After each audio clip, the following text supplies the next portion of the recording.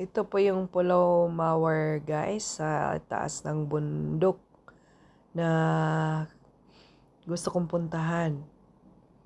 Dahil po nandyan po yung opening of the stone na ang kabila naman ng bundok na yan ay dagat uli. So, galing po ako sa isang isla, nagpunta sa isang isla. So, from island to island ako niyan, kasama ko ang asawa ko. Nakakatakot po yan. Kasi sobrang lalim po yung pinagdaanan namin, no? Tingnan mo yung lalim niya. Straight lang po yung lalim niya eh. Kaya nakakatakot po umakyat dyan. Kaya hindi pwede sa bata dyan eh. Tapos nakatsinelas ng asawa ko, kaya nakakatakot talaga. Tapos ayan po, kailangan mo pang bumaba dyan para mapuntahan mo yung wall kung saan may opening. Tingnan mo parang gate na nakabukas. Dagat yan eh. Kaya puntahan namin yan, bababain ko yan eh. Ayaw na sana ng asa kong bumaba pero sabi ko, andito na tayo, kailangan na nating babain yan kasi sayang ang pagpunta, hindi natin babain, tingnan natin ng dagat dyan.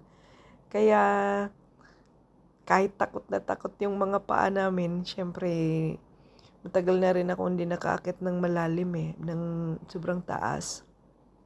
Actually, sanay ako sa akyatan. Kahit nga niyog ay naakyat ko. Kaso matagal na rin. Kaya medyo, yes, lalo na may edad na, matanda na. Kaya kung titingnan mo, ang ganda talaga ng formation ng rocks na yan eh. Kakatakot lang puntahan.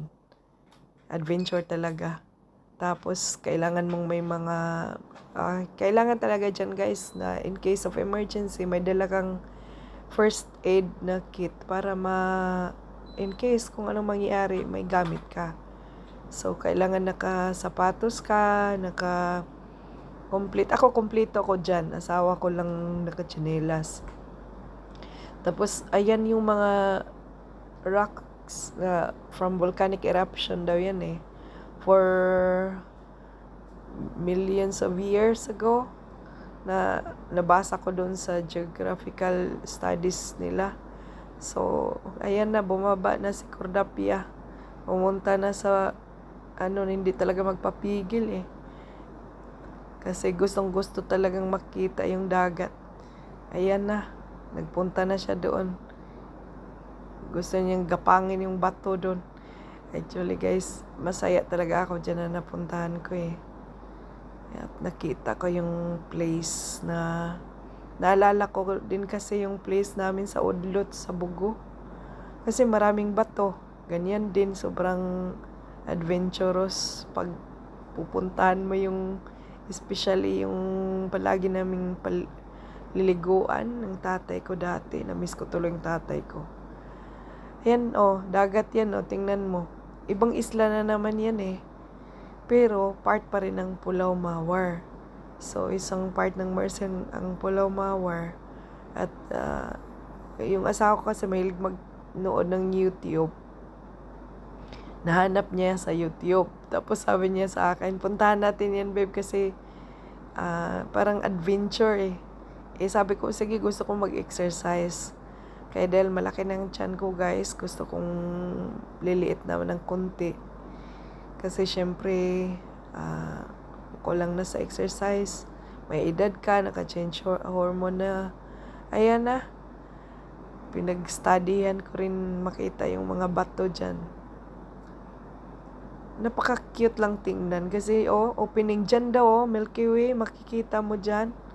Talagang, siya, nakaharap, pag July ay nakaharap to sa Milky Way, guys. At kitang-kita yung liwanag dito. Kaya yun ang gusto kong makita sa July. Kaya balikan ko to. Ayun, umakyat naman sa Cordapia. Pumunta na naman bumalik ulit sa pinagdaanan niya. Actually, mahangin talaga dyan guys. Pag akyat mo pa lang dyan, pag tutok mo dyan sa hagdan na yan, sobrang hangin. Pagdating mo sa tuktok, ay para yung tuhod mo Pero, syempre, naglakas loob ako dyan eh. Kasi gusto kong makita. Ayan, sa likod niyan, sa harapan ko, diba? Sobrang steep. Ay, mahirapan kayan. Ayan na si Kordapyot na baba na.